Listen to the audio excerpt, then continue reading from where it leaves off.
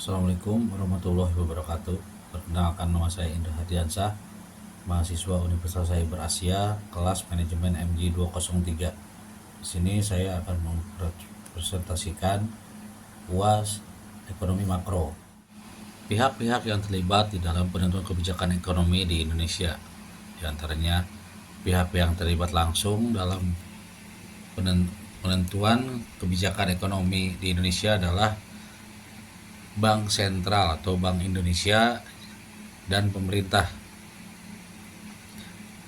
Maka Bank Indonesia selaku bank sentral dan pemerintah Indonesia yang juga mempunyai akses untuk mengatur kebijakan ekonomi, yang punya kewenangan penuh untuk mengatur semua perekonomian di Indonesia. Dikutip dari laman resmi Otoritas Jasa Keuangan, berikut ada 5 peran utama bank dalam menjaga stabilitas ekonomi dan sistem keuangan. Di antaranya 1. Menjaga stabilitas moneter melalui instrumen suku bunga. 2. Menciptakan kinerja lembaga keuangan yang sehat, terkhususnya perbankan. 3. Mengatur dan menjaga kelancaran sistem pembayaran. 4. Mengakses informasi-informasi yang dinilai mengancam stabilitas keuangan melalui riset dan pemantauan. Dan 5. Mengelola krisis guna menghindari terjadinya ketidakstabilan sistem keuangan.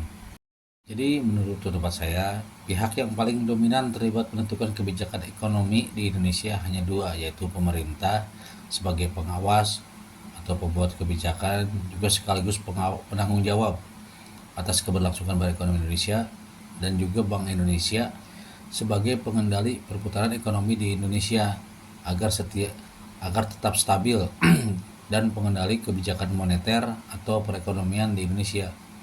Jadi keberhasilan perekonomian Indonesia tidak bisa lepas dari peran aktif dari pemerintah dan Bank Indonesia sebagai kontrol dan penanggung jawab, sehingga nilai inflasi bisa dikontrol agar tidak terjadi gejolak di masyarakat. Dampak penguatan atau pelemahan nilai kurs dan inflasi IHK dapat mempengaruhi PDB triwulan 1 2021. Kurs rupiah memang tidak stabil, kadang menguat, kadang melemah terhadap dolar. Bahkan rupiah pernah berada di titik 0 atau sangat lemah sekali terhadap nilai tukar dolar.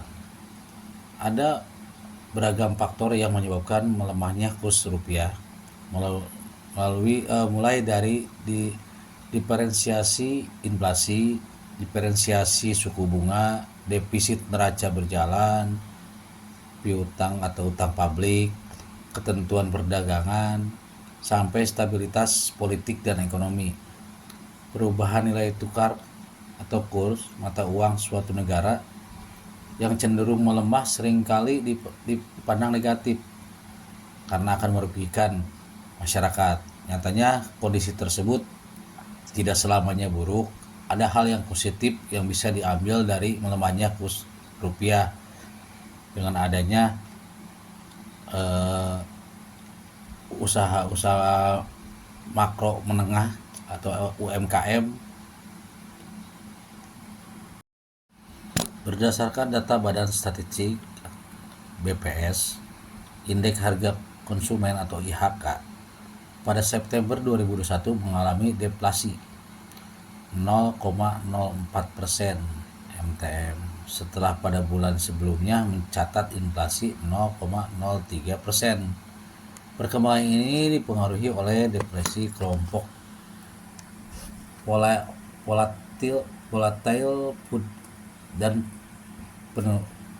penurunan inflasi kelompok inti di tengah peningkatan inflasi kelompok administrative price. Secara tahunan, inflasi IHK September 2021 tercatat 1,60%. Sedikit lebih tinggi dibandingkan dengan inflasi bulan sebelumnya, yaitu sebesar 1,59%.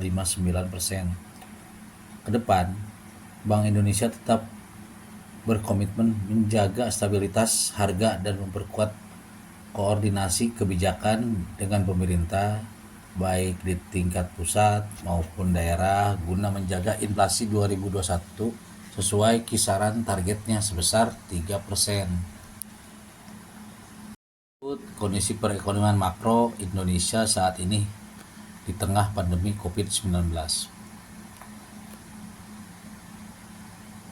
Bencana dunia melanda melalui penyebarnya virus COVID-19 yang membuat seluruh negara menghadapi permasalahan perekonomian karena keputusan pemerintah yang menerapkan pembatasan sosial berskala besar atau PSBB di beberapa daerah sejak April 2020 berdampak luas dalam proses produksi, distribusi, dan kegiatan operasional lainnya yang pada akhirnya mengganggu kinerja perekonomian.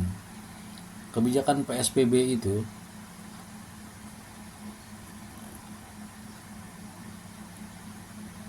untuk mencegah penyebaran pandemi COVID-19 menyebabkan terbatasnya mobilitas dan aktivitas masyarakat yang berdampak pada penurunan permintaan domestik, penghasilan masyarakat yang menurun karena pandemi menyebabkan sebagian besar sektor usaha mengurangi aktivitasnya dan tutup total karena kalau terus bertahan akan merugikan.